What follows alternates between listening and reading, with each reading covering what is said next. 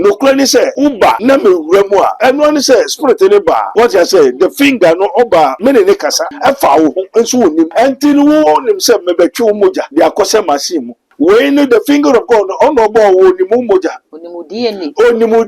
onimu biribia na nti metwe ni nakasa Okay. abra me ntwe wo moja mfa nkose moja bia mu mbacha wutie me ntwe wo moja nkose machine bia mu me mfa wo nko ba biara ena services se me pese wo hu amewade ameye a mema wankasa ede na yase papa ebia obi aba wase ye no na o say okay mate spiritual science technology intimi so me ba onipa na waba no so wakonya se obehu ne ekoso ne bi very good ti se ne egusu twese ehwe we no TV sa na metuma ye ne amegusu ye nyina na ne ameya ma onyina mema wahu ansa na maye ente ka se ye ndie ne ye ade a ye mfa ye ni we for example evil spirit udi wani hu machine tumi hu ebi a wada anajo yetumi beyi wawode ena wode so yetumi siw yetumi dane no te so obi aba be several years oti awari ase onwuba ontwa braye ena enye se wanyi na onwu bio ye onye oboni and say wabedani oboni dia na say me the reason why that person has become a barren.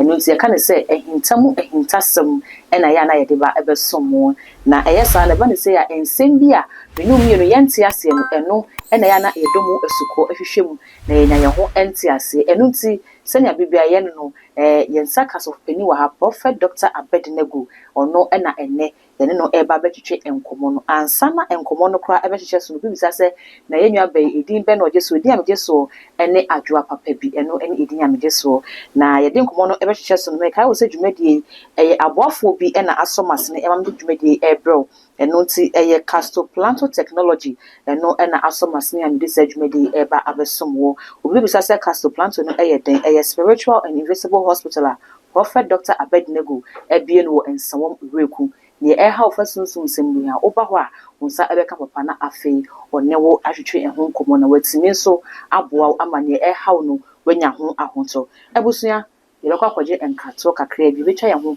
na ya bana ansa na betwa ho aba no mamefa enchie enko ema me boss too much boss bibia wo bia papa Reverend Elia oba mechia bidi se wo hwe me yie pa afei so too much ahwefo nyina nso enchia so enko emfa emma mo ebusua tweme me basisia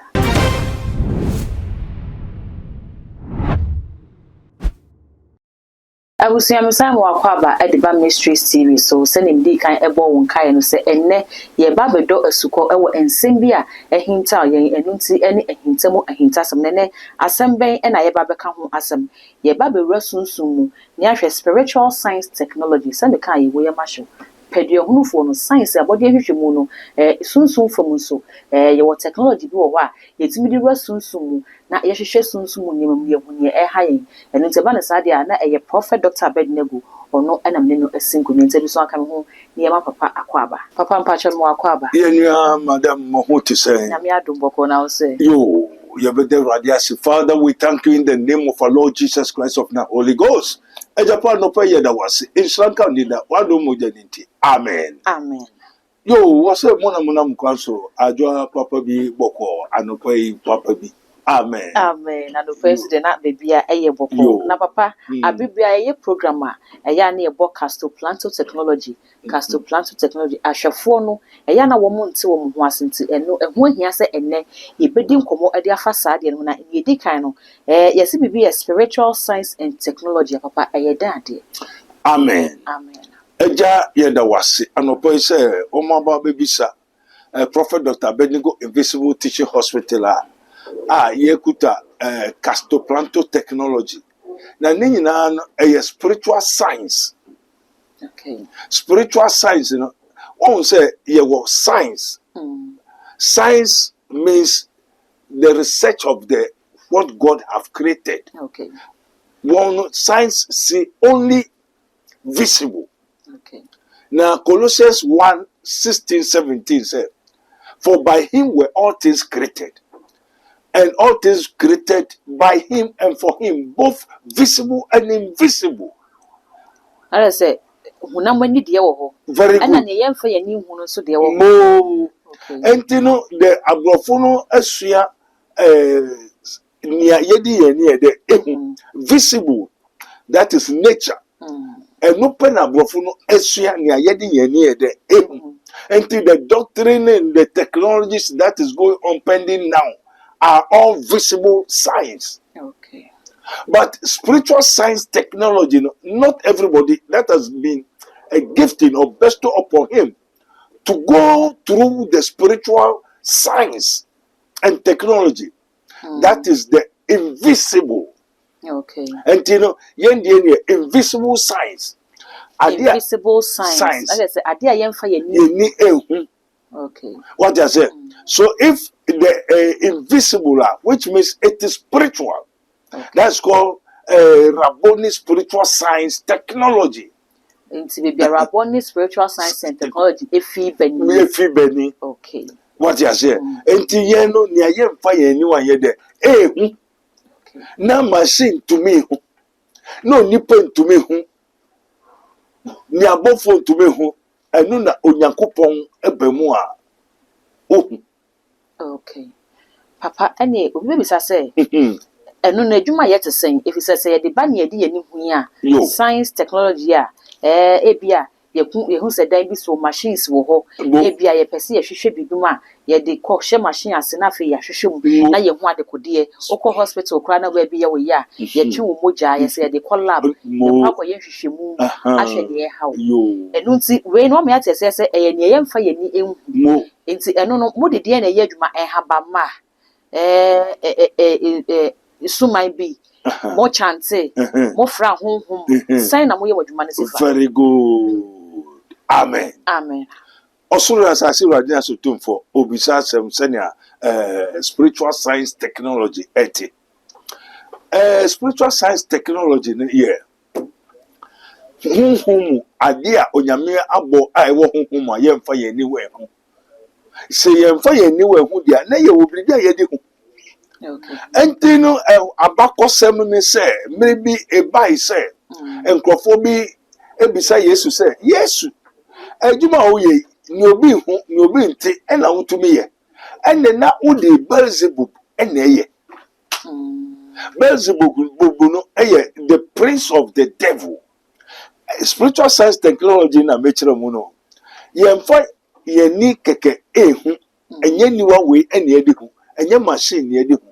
Okay. Ena ni ayeye no so ye mfa ye niwa ena ye mfa ye nsa ye de biribi na ye ena de na ye di ye no omu ahoro mienu enti mra Yesu Kristo ja ne bai no oye ade sayare ohun ade otiasem oya anwade and those that have been doing it for some centuries, you know, one day what they react to me and what I say, what they react to me and into what catcher yes to say, yes, who the Beelzebub and no, yes to say, if I cast out the devil with the finger of God, then the kingdom of God has come unto you.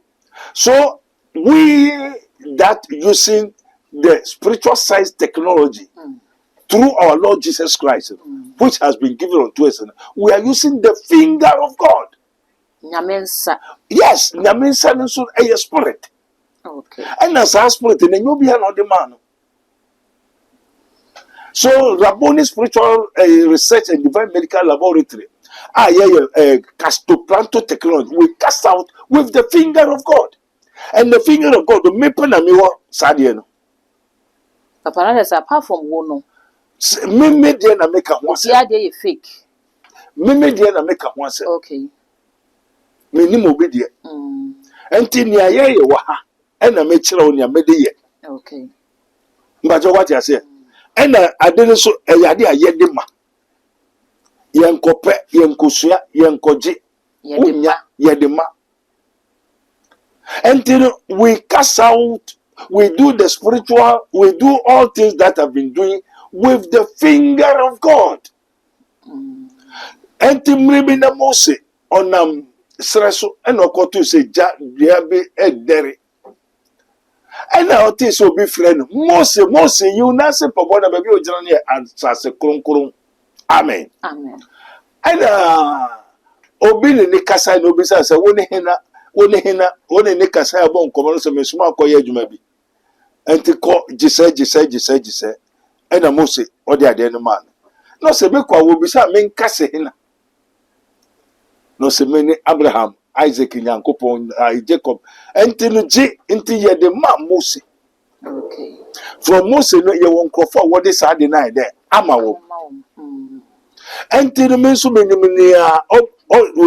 what is I then what? Only we are sick. As I say, what you are sick. Edu me so what friend say, who need do soon to so. Okay. But what I say, enti mra ogusu ye adwuma no. Pharaoh nso kofa nkrofo won so gusu ye bi. Na efe edu baabi no. Pharaoh nkrofo ka say, what Moses is doing, this is the finger of God. We ye nyame nsa no. Enti na je say, ye wo nyame nsa no ho. Ene e wo da the Beelzebub. Okay, na say no enye nyame nsa. Debi. Enti the kingdom of God ministry ye de aka ho. Majuma nan kasa na me kire yi. Okay. The spirit of the Lord, which is the spirit of Christ, which is the finger of God. Okay. What ya mamen a different thing and no a different thing altogether. And at the same time, so no, it's full of truth. No cray. No cray say uba na me remua. And one say spirit in ba. What you say, the finger no oba many ne kasa. E fa wo nso onim. Until wo himself me betwe moja. They akose machine mu. When the finger of God on obo wo ni mu moja. Onimu biribiara nti metwe ni nakasa. Okay. Abra me ntwe wo moja mfa nkose moja biem. Mbacha wutie me ntwe wo moja nkose machine biem. Me mfa wo nko ba biara. Ena services se me pese wo hu a me wade a meye a. Mema wankasa ede ehu. Na se papa ebia obi aba wase ye. No. Na o say okay mate spiritual science technology. Intime so me ba. Yo. Onipa na waba no so wakunya se obehu ne ekoso ne bi. Very good. Tise se ne egusu twese ehwe we no TV so. Sa na metuma ye ne amegusu ye nyina na ne ameya ma onyina mema wahu ansa na maye. Okay. What I said, that is the gift and the calling of God, which is not irrevocable. Ye the woo. Okay. Into baby we are saying, unkrabia, and it will sebre. And the finger of God now, what your mamma know. And what Juma, and a mayor. And then your friend and met you moja. They are costing machine. Maybe share with them. They are costing machine. Maybe when you pay, costing machine. The machine and Casa Omimu. Okay. So one kasa your machine one. Makasa machine na meti on. Enti me ni kaka mi hu no enye mani. I'm a complete machine. Okay. Imagine what I say. Enti no yendi e different from physical science. What I say, so much both visible and invisible. Enti yendi no invisible. Okay. And invisible no. Doctor na ena betwi ena doctor na de akose machine mu editete ahwe. Okay. So what I say, me anso ni doctor no. Okay. Ena machine so wo me anso me de mimu. Ndi se machine wo mimu ena me anso me ni doctor. Enti me hwe nyina no na me megusu ye ho adwuma. Me hwe nyina me kasa nyina na megusu ye ho adwuma. Enti oba ma so na me ka wasem na ofere a obewu. Because I make no na migusu ye adwuma.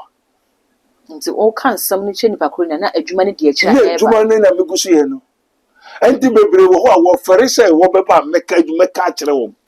Ena mra o ba ya migusu kan na migusu ye adwuma. Okay.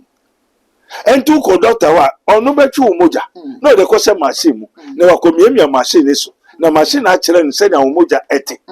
Me so me go so no kasani nyina. The spirit in the finger of God, ne gusu ye juma enti ne ura wo ni pejo o kre no moja. The spirit, the soul, and the body. O blood with the biara. Me show na me no to na me kasa nyina na me gusu ye juma. Okay. Papa, say what my young says spiritual science and technology no. And you soon move from dear. Very good. One my young a quite alpha so we year juman. No. Oka say would they be a hospital moja yetri in fatum. No. Ye fan say I sabi so be ko na say ni tin ya or send a yam doctor say kwaya lab bra. Yen hwe adekodi a ye eno nti ye kwaya sabi a yare ahodo bebre ne wo ho. Obi bi say any spiritual science and technology no. So sumo yare no say na tie na ne we de ba ho. Very good. Enter because yen de ne ade a yen fa ye niwe. Okay. For example, evil spirit. Evil spirit udi wanye huda. Machine to me hu.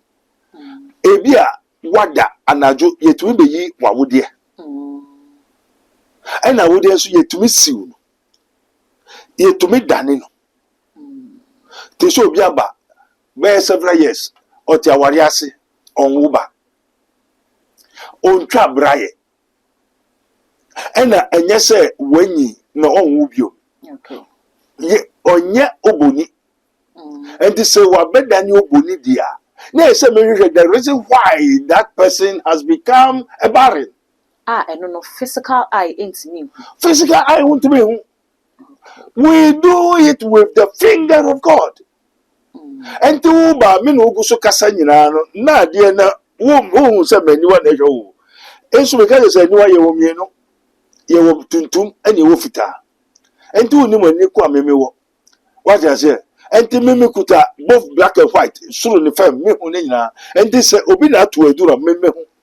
Okay. Eye be ye bi na we ya me hu. Ena wo bai na wo tia ware ase na ohun to be nwo no. Meme wura honhom. Mema obi ewura wo awoti wa me no kasa nyina de be wura wo onim. Ewura wo wi a na makohwe se sa barren na waye no. Barren say untumi nwu ena untumi nwu no so eye spirit. Okay. Eye ade ayede mawo. And this untumi nwu then you become a barren. Therefore have to find the cause, the source and the cause of that phenomenon, which is the barren. Okay. And the barren no ena ye nyeba be hu with the finger of God and say unye barren. God did not created you as a barren for not to born. Okay. And to be na ama untumi nwu. Therefore, what is the cause? Wa wode wo ho ni nyina na mewura mu ni ehwe. Wa wode ne se wo ho nso a ya dane na ana ya pai ane yi.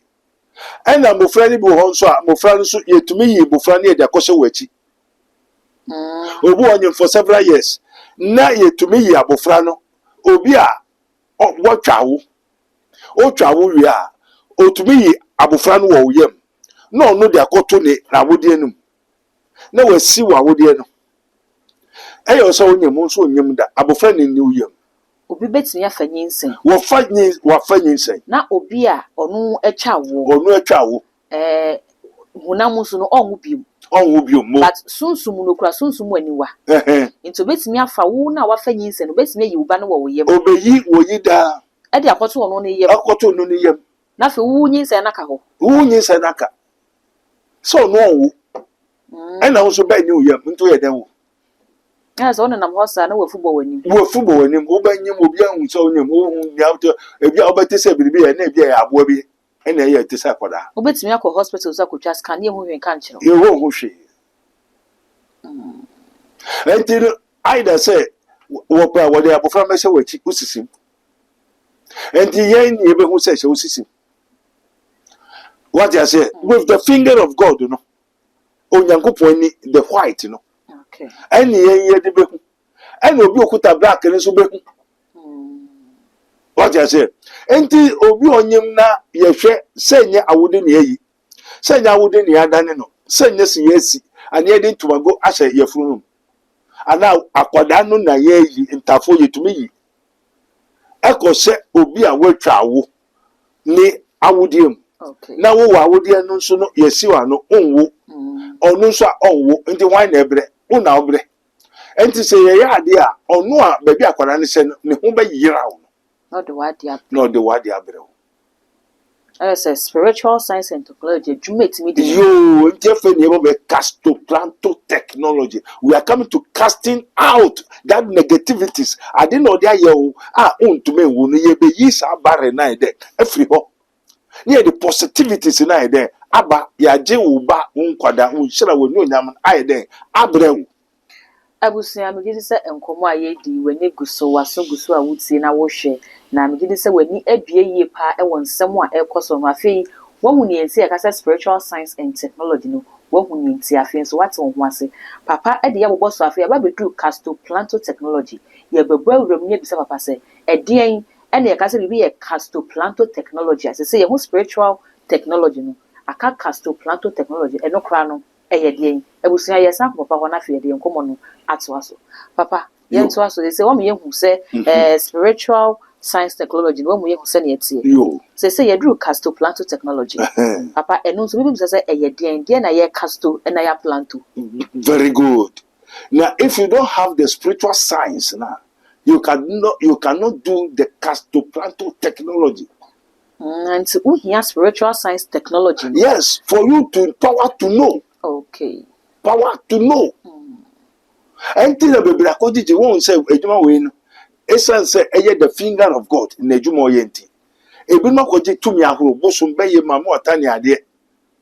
And the Satan don't cast out Satan. Oh, okay. Obi ogoje no black bia obehu so ntumi ye. Enti obeti se me we ko ha, me de ko ha, ma kwa achi ya eyeye. Say chi amanfo chi bebrebe wo mo ne na mo ntimi ye ne so. Yes. Enye obi a ne betimi Enye obi a no betuma ye. Obi oyi so especially mama bi ba isa my different. Odo akọ ensuom ado akọ che odenche. Sa wo pe yefuru untuma enwo. Odenche maba. Kese bi muso de nsuo tumi ye adwuma. Ah, na so enu nyina spirit. Okay. Onyame ne bo ni nyina ye onyame dia.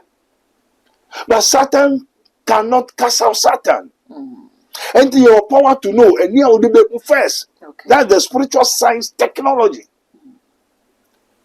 And to know baby bosom ne one so no kro nim say bosom ne one so. Now also correct science, correct will be spiritual science. Ade aye for anyway. Also correct. Science means research, search. So the white men have become more technology, more wiser, no, because they do search, seek, as it is written. You may find it. I'm a research. Into what you research. Until the spiritual science, technology, science. Spiritual research. Spiritual research. Okay. Until Rabboni spiritual research and divine medical laboratory. That is spiritual science technology. Power to know. A power. Now, dear, I say, nipa nukuta the both spirit, soul, and body. Body nipa na hui, but the soul and the spirit no ye dem. Na didn't so na how nipa no spiritual. and your body look at And your body ni keke. And the body no receive from the soul and the spirit. okay. Body no beto na the spirit and the soul. Body ni be yare the spirit and the soul. Inti edi kan si e wo sunsun fam. Ansana dande wo honam. aba honam so. Okay. Enti no nia obechichi no asase so no na achichi wo sunsum. Na obechichi wo sunsum na achichi wo asase so. Enti ade bi ye wo sunsum a nia tibia ebe ye wo anikan so. Eni saana wo ye biribi anikan so so ebe ye wo sunsum. Papa ya tete ensem bebre a efa adayeso mu. Ebo ho so me son daye no na bia me ma me nua bi me ma me nua bi ekita sekan de be wo me ana me de me nsaje me sori ye na ase me nsa no ho no atwitwa papa ne nyina ye sa spiritual we na ekoso no bia Spiritual invisible. nti esi wo invisible na yes, wo visible. That's spiritual life. Okay. When we talk of invisible, we are talking about spiritual life and your physical life. And you can so near you so be for sake of betrayal. You any cancel, and you be for sake of betrayal. You will know that's spiritual life. That is invisible. And you know also a set of invisible work unless you have invisible eye. Okay. Now invisible eye, yamfa mawom, bebre akoje mankasa manante all over the world. Maybe I'm new amakwa, mehu. Nyameko ni na agusu uwiase, the black eye, the massa eye. Beelzebub na wakasa na Yesu di eju, ena nkrofo kojiji. Pastors, so prophets, so king, ministers, so presidents, so they all are using muscle eye. That is the evil eye. Ya man penifo no so yisu bi. Now one be that transit. Na yes man penifo no so kwa spiritual science and technology hobby. O de transit. Ensu nto ya ntu ebura. Tete fo sa na wo ka kire. Ensu nto ya. Ntu ebura. Entemele mpafo tete fo na nte no ka nhwe. Ensu nto ya, ntu ebura. Transit. O twa nse ensu nto. Ente nsu nto enkosi na ahe na nsu ne nto ya uhu nyansa so obetu ebura na otu ebura obenye nsu na onye nsu ente enum ebura atwa nsu papa se wakofa eya be ye ba beto aba Ghana yo enti yemfa ne se omampani bi akwaje the black eye na enye honhom papa ne de no yes na odun so de akodo asuko e wo sunsun fam na se otimi di bedi akonwa na e wo sunsun so be o man so yes ewo ususanso wo ane so wo man ne so no mu a wodi musu nyina mu nyina chesa massa eye evil spirit na se evil spirit papa ya hwe Ghana yi yo se Ghana ya se ye sunsun bi ase na de no nim this one san kan kire mo sofo no kan kire mo na ne enti mo sofo no kra wo hu no bebre nkasa no no so yusu sa bo nsam to mi na evil spirit asofo bebre ya mfa ma no nye sofo asofo juma ye de wo papa ya na de bia wo kan se ya ye kwaya na ahwefo ni bisa ye se papa kasa wo se nipa we ya mfa ma no sofo juma no ye mfre ye mfa ma ye kope papa wo te ha wo de juma won se wo ha yo obeye dan na ye se obi kra nyame no bi ni ho eya na ye dan ahwefo no se ye dan na hu se wo de wo so ofri nyame o na obi ba bon tire be ka bibia na wo so no de ofri nyame man kan kire wo se ye wo ka kire Yesu se Yesu adwuma wo ye no o de Beelzebub because we ye de keke ye de bribi na ye okay enti na Yesu se if I cast out the devils with the finger of God enti Yesu kwa o de bribi na ye I didn't know the we call it the finger of God. Then the kingdom of God has come unto you. So me do nyame sa na ye dia no nyame ahini abamuso. And the end with the finger of God we can able to know say wo ukutobia unkutabi. Okay. Oh hand aburuchiri meme soma media within 1 minute. And only contemporary kasa no the finger of God. Masoma ni se si ababechi wo dia no. Nti papa ya na wo suma na wakwafe wo hwe ne wo hu se asofo ye mechi also the Lord that catches the wise with their craftiness ye chi ye hu mo hu se Moses die no Moses owo no amene we owo no mo hu se Pharaoh ofro owo Moses fro owo but Moses owo no the amene the Lord that catches amene Pharaoh owo no nti ye ne ye mene usukro se be mene wo no matter how. Anya papa, and then more the finger of God. More to me itimi suma to me kasa. Na mo bonte me ntimo kano do na say asofo no dodo na na atu aguma obu nyina so na emfiri nyame. Amen. Amen. Enter kasa yekute zeal. The finger of God has a zeal for his people. Wan kasa yenko di politics e chenko twa aturu enko pesika. Enko kenkan sembi. Ya kasa yefa yentume na ade ne timu na ade ne nko ya o ye ne nko also as many as are led by the spirit say honhom ne fa me nko ya me ye ne nko the by say was me microphone nko a parliament o Ghana enketru ne mo ne jata no ne nkontomere ne mponche nkuto ne go Ghana parliament na so ma me odi bani mu nko ya me ye ne nko Ese papa ni na no esi wa parliament e ka ho bi. Na parliament was at the papa be the good parliament. Jata ho, oketro ho, apotro ho. Ni na se fam ni ekuko wo kotrasia. Una wo se dipa na eti akonwa ne so. Enso se okuta the finger of God na power to know, power to see, power to do na. You who say we ought to work as onya dipa. As a parliamentarians, dodo na nye nipa. Now, who has the Spirit of God? Okokotraho. Me. With the Spirit of God that God has given to me. My sorry, say me politics. Is it possible? Oh, okay. Yes, a walk it the real Spirit of God now. Only politics. No, I didn't frame in your open or the me. No, farming contra politics or a parliament where me and then call politics and me compare MPAD. No true man of God will go and say, I'm going to do politics. No, never. Papa, Nyamini Pebians in your politics. Also Nyaminipa. O Nyamini wa fro wo butanti o fro odi ade na ma o se fa koye adwuma se. Na we jai te so for be sorry o se me koye nana me ko di hini kakra me ko twempra kakra na me wi amasaya ba. Are you out of your sense? By which spirit are you going to do that kind of things? Papa, ye hu asofo organa ha ya si o mahemfu. Enemy so nye sofo. He has known the finger of God. Mose no onyame friend no o church on go politics ana. O man ejuma na o man ejuma. O man ejuma. And you know when we call a zeal, one man ejuma. And the ejuma no de me ye nko ye ejuma fufuro. Okay.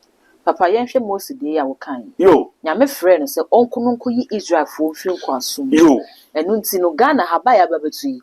Ne politicians no e kan se ye ho kire yen ase ye hye somase ye nya ye ho ye nde ye ho enu nti politicians nyina se omo obeyi ye afia ho kire mu de yakọ baabi ye eni Mose adwuma na enyepe obeyi na hwan na soma no ye hwe ma politician ni no hwan na soma no hwan na friend honhom na okuta na hwan na ka je so meyi ye afia ho kire mu mra ana na nkasa ni ope the desire ni hard desire Rolling so be man skafo na here for aye baako ewo Ghana otumi ye okay which means is a liar onyame nsomane ekosi say kumu nkrofo papa no ne ade 50 cities nti binu kumu binu wo because of 1 million okay amen onto onyame be na asoma no enyo onyame and the politician bi asori say me be yes onyame be na asoma no ebia ne say yen na nekufa do so kusi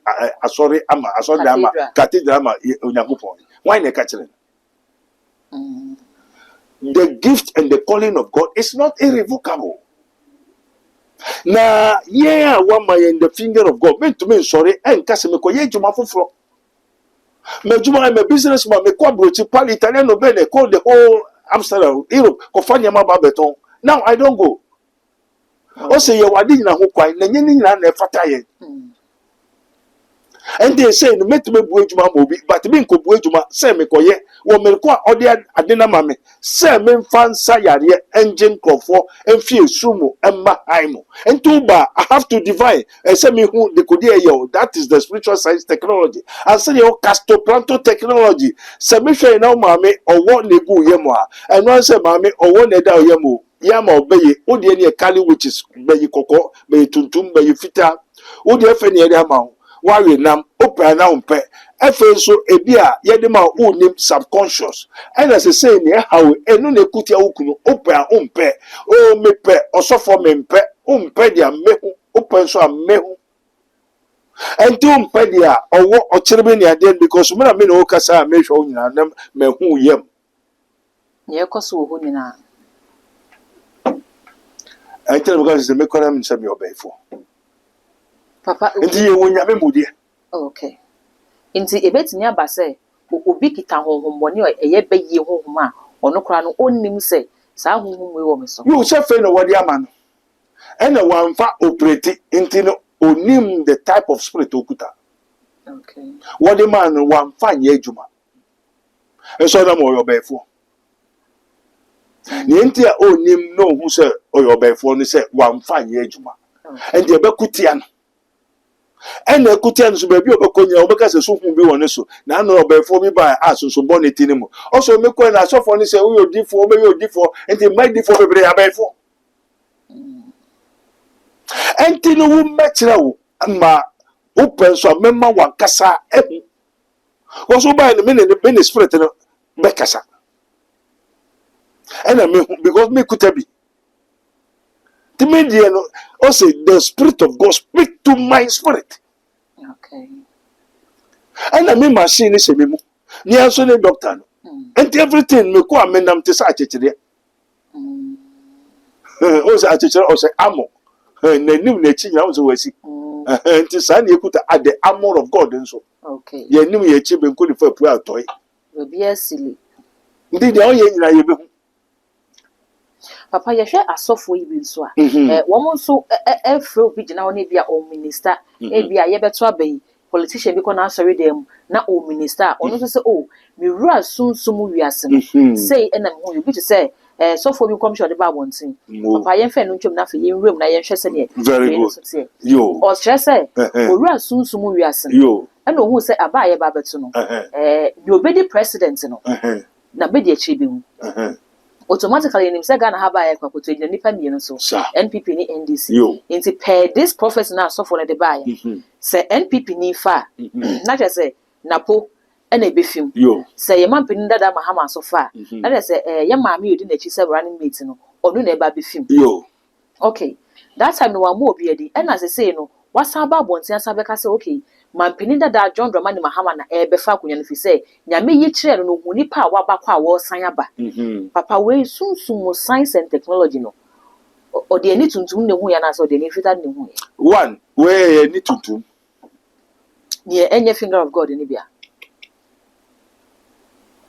anu no de hu ya ogusu kasa nyina ogusu kasa pe won say na me so ogusu kasa pe me until the white and black they are all the same o because of Christ papa me gusu kasa na hu ye ne ni so ba me papa enti won so no so gusu kasa no to minister sa na bebre me ye bompai no na me hu say na sunsun mu no na dua bi si ho na say ne say e ni black eye okay that's a soft one bebre na use black eye many are using no ye common enti no yesu am kasa kai say there shall arise false Christ but that doesn't mean what they are saying is not true okay false Christ, false prophets, because false Christ are using false prophets. And the spirit in a nina finger, no, it's not the finger of God, it's the finger of this world.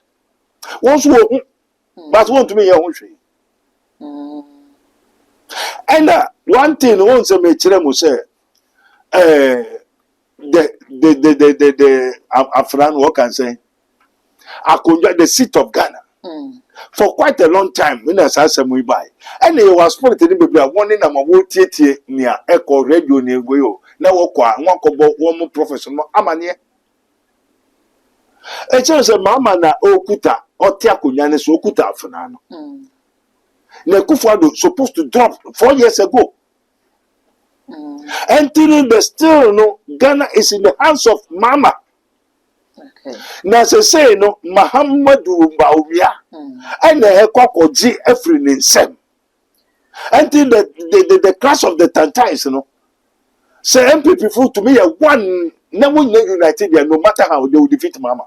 Mystery TV and when go so I will show mysteries of mysteries any media ye de ebro ehintamu ehintasem na ne papa abrobo so afi ya ba bedu say sunsumu ya na bibi wo etimi ko clash nti hu say abato ya ba betu NPP any NDC no oye clash bi na beba nti yesan ko papa ho na ye ne papa ato aso papa yesan ma wakwa ba ye nua any etiefo administrative ne too much ne wiase for motetie his minister of Christ and the dispenser of the mysteries of the kingdom of God. Now yesua ade bia Prophet Dr. Benigo Invisible Teaching Hospital. Ye wa ha adwuma ne ye kyeremo. And ye kyeremo the spiritual science technology. Power to know, power to do, power to see. And so the castoplanto technology. Yare a sunsumo yare sunsum boni nyama. And everybody say asofo bebre kwa yusu ahonhom no bebre a emfi awurade enye the finger of God. Amen. Amen. And everybody say asofo no bebre kwa be hye nkom say what is say mama on say na wa obe wini no obe de chebewu. And am so eyampa say ye was spirit ni bo ha ebeka asem no but don't me ye. And a spirit na kasa no so no yen say obi kasa ye hu spirit ko kasa. Papa, so for Penny El Bernard, and this uncle she ever to abonting. One no says of Penny Bia, Wakasa, or ye Juma. Yeah, and I'm just saying there are so many pastors Okay. are not using the finger of God. That is an income or share. And the Juma ye, Obinsu ye be pepe, or Sayari, or Yenyama, but which spirit is he using? A base never said, if we be a shankum, and come or share you, over free yame, and a washer sound coming to be making sure say, and come share washing, a baby money pagina to man. So no so kuta spirit. And in a wakan, obe praise obey anoye. Also, coming your koya one day. That is a ye won't come share to send a Obe momo pumi pepe. That's a cassa so for yabbing. Eye onusu na ejuma oye odididi. Okay. Kaino na yewo onyankopon ne ne ma. Momfa ntomotim. Onyankopon ne ne ma. Ena ewo ho. Enti unu adua obema o ma na o ma. Mo. Ena ne ma ni bi ebeche mu ni onyankopon to atua. Many of the sons of God are the angels, the spirits, Lord, who made his angels, priests, and his ministers a flaming fire. Okay. Obubo omo woduane yobi atu obi aka. Ena ebenu makutiano. Ti wokuti onyankopon no. Ena onyame pamu wo. Ti wapamu wo a some crofunu will struggle by themselves, eat by themselves, Okay. work by themselves, but not God. It's a queen be on the first on bedid. In the first come you first on medidi. The queen be on the first on bedina. Obenum, wobeshe, wobetra. Meaning Ejinomuso. That's the evil spirit. No angel of the Lord say my mama into Chianika. Okay. Angel of the Lord be no kase my ejuma, on kase my ejuma, o say ruade. But bosom no say me na me ye into ko bosom wa. Esan say onyame hwe ne bio. Enti me obedidi na ono na asem. And there so you use bosom for no. So you diffu or comfort say spirit no o use no. Enti na kwa obeji ngo, obeji tinapa, obeji brode, obeji banche aje wo na eniama nyina say na obedidi. To bosom fu ni didi a bosom na edidi. The one they say wulume bosom no can say or wulume 60 something years. Uncle worry akoda 3-4 years. Okay. And also bosom no also worry akoda bosom no oyonipa. Bosom no onipa na ye. And they say bosom no uncle worry akoda oya 6 years on the hina and any akoda mbeda. Papa afeye mo room cast. Amen. Amen. Rabboni spiritual and invisible technology. Yes. You drew casto planto no. Uh-huh. Say a casting out and planting in casting out negativities and planting in positivities. Eyenye juma onyankopon suma ne ba Yesu Kristo so onye de. Ombeye John 3:8. Also he that committed sin is of the devil. No ye born no fi obonsam no obonsam na mfiti aso ye born eyenti no onyankopon ba no ba so omeye de. Ombe say obonsam njuma. No obonsam ne na bofo no onyame hwe wo mbiom. Okay. Enti wo so obeye juma no wo ye juma. Wo be didi ana wo didi. Enti wo be didi a we sense wo ye spirit enti they have to use a flesh. Ayo nipa na wo de aye wo adwuma. Enti so obusum no ne kondo obi a ebia no ma mfato yo. Utie Papa me see. Obusum okwari akoda 6 years. O de wo konfo no na ekwari akoda no. Enti obusum no ko ne nipa rekoda o de wo konfo no na ekoda. And this so Nyankopon, the finger of God, person Sawo Yaria, or the may his minister of Christ, Prophet Dr. Benigo, and the Messiah. Tejeme na Messiah. Papa Yaria who do be na Rabboni Spiritual and Invisible Hospital no. Utimisa. And na me chere say nyame na mesa. Nyame na mo suma wo desa. Yaria invisible. Okay. Papa bi bai ofita kwade efia burochire ena okọ ne krom takrade. Okochiche ska no che no ono ane wo fase ba se ska na dma me so enti no hwe na no bu na ni chiu papa no kodu abrochire a efede opomatuo na tuo ne nso opomatuo na tuo ne ntu opomatuo ne ntu wa chiechi aginduro ya no frei so awrade na me so bebu mani matuo na datin keja awrade ababa adentina yesa mi wo fase wo me fam na nkwa abrochire na o che ska na mobia na me ska ni so Entino, that's by say, your committee, no, was say, F.A. Obia Meda Asset. Obedasia, and on so man in Sasso. Then I bet what I say, oh, me of Fano, now no man, no one imagine it, you know, and the Anukran nation Missumunase, and no far by. Far to watch it, a tinko, far to watch it, a tinko, or Tony, a tinko, ye didn't a tinko, me tinko. Na okutani wo fano tio na odi go. Ah, papa no so here dia to. I will say a mystery TV and I will so I will share. Papa no so here to chona akumunkrante na ntwabo ane we hono. Eyi na mari no. Obi so no de etinko. No de etinko. Ewi ase ehu. Papa ankenya ya wankasa mbra oso ba ko nche na adwuma nyina basa. Oje tuo no so a anyese oje tuo no ko a waje onhira. Wa hoden utumi unyansa obiribia because say no utuo na abedin hon he has an access of your entire life obiribi ko di before bi ho ohia wa na wo he enti we no oya abeduaba no de ade shem ana ochechire ho kwesi trance no wa trance sorry now sorry or you should like a remote control wherever you are in the world. Okay, I know this. Okay, I know this because what usenensa. And I walk na walk yerena walk dream eko shiemu efa plan one more I a victim. And you say who wayase uyefuru anase wawode wo bi ho a woni padwe nyina hye nensa. Waduru obridi a obeye obi a watade kra kodi obi wa utumiri yo. Okay. Enu adwuma na ye bae se ye beye a wasoma ye. Enti ye nkrabia ene ye hyebre enu na me bode ho so obi entie se sana eti a ewo ho. Enti Matthew 10:1 ya budo hu ye abakosem aye kan Matthew 10:1. Also when he has called unto him the 12 disciples, he gave them power against unclean spirits.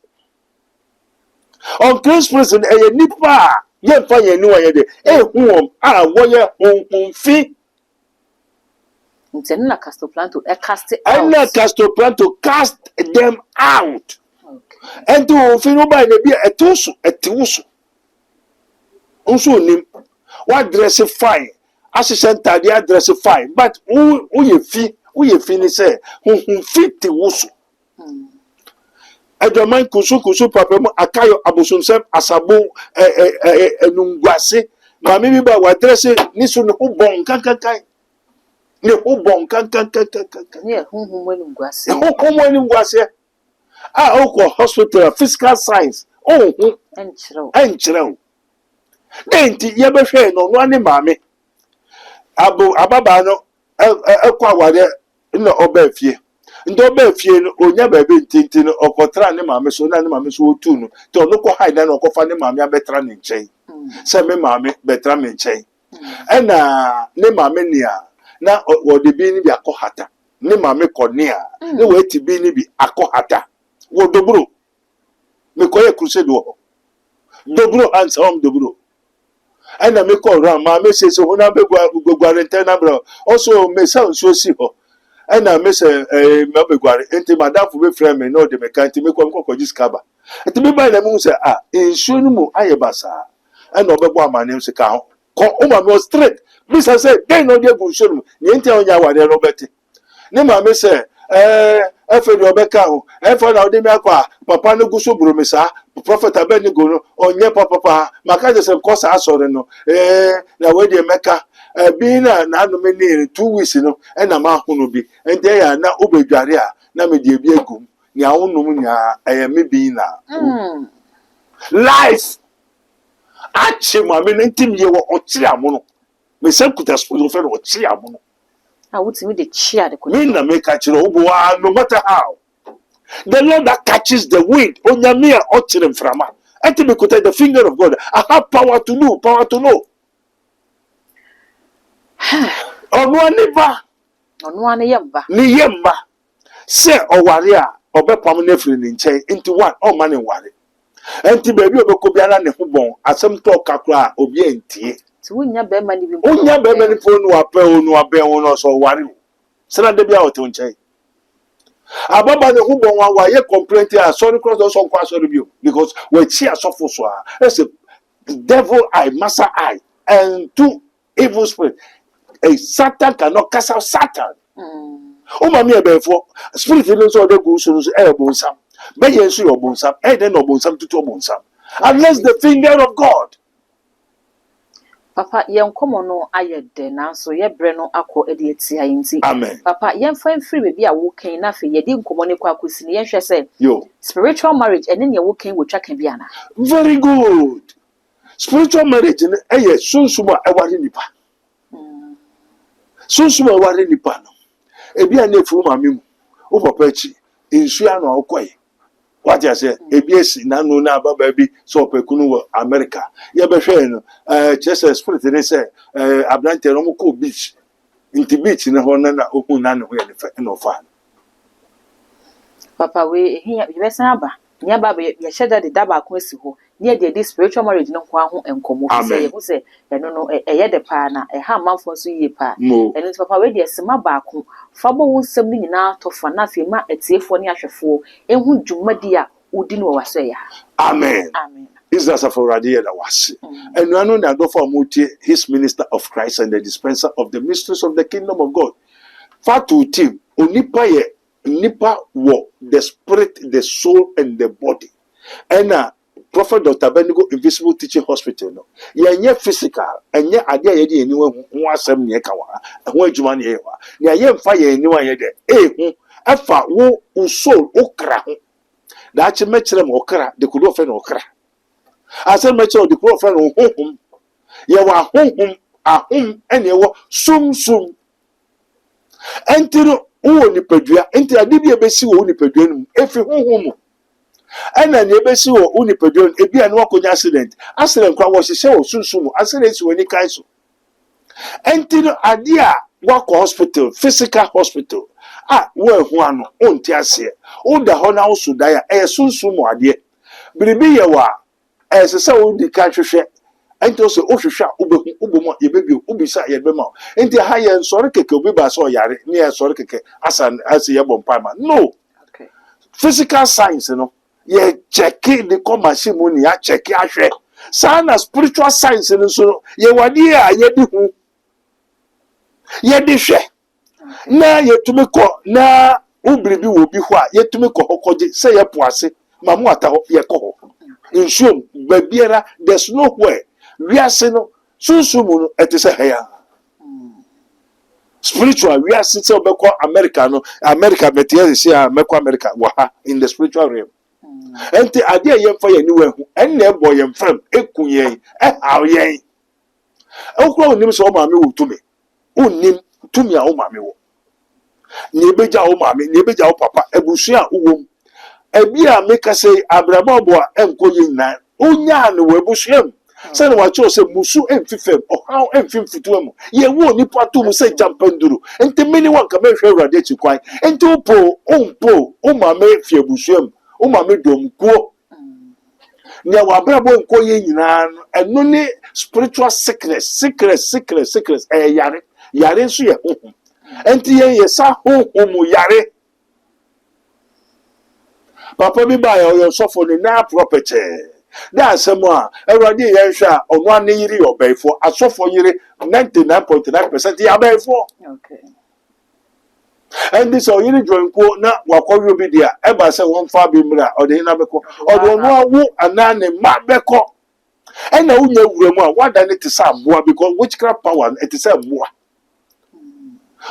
obi oyo obeyfo bi onim se ni nua ne maame ne papa ono obeda obeware obeyo bibia because onyame asem enkom mamboa and aboa ni okra into aboa onko judgment and to obi okuta beye hunhun fi evil spirit bia otisa aboa to me ne ba ne maame da wogwam abontin en na mo hu se nyema bebere esi lesbian gayism eye muesu okay o da menka ye ho unyame mbo hoba nyaka no to aso amen Amen. Ebusia ebre no ayebe enunti aha ena ebre ebema kwan ema yede yenkomo twetwe no asi eye mystery tv ena wani gusu a wo hwe yi enadwumadi yede bre no eye Castle Planto migide se wasua ade na afiti na ekono wo hu se enye bibia ekoso no ena ye honam mu keke nemom eye sunsum ade a aya na ekoso dwumadi yi eye Castle Planto technology ena eso masene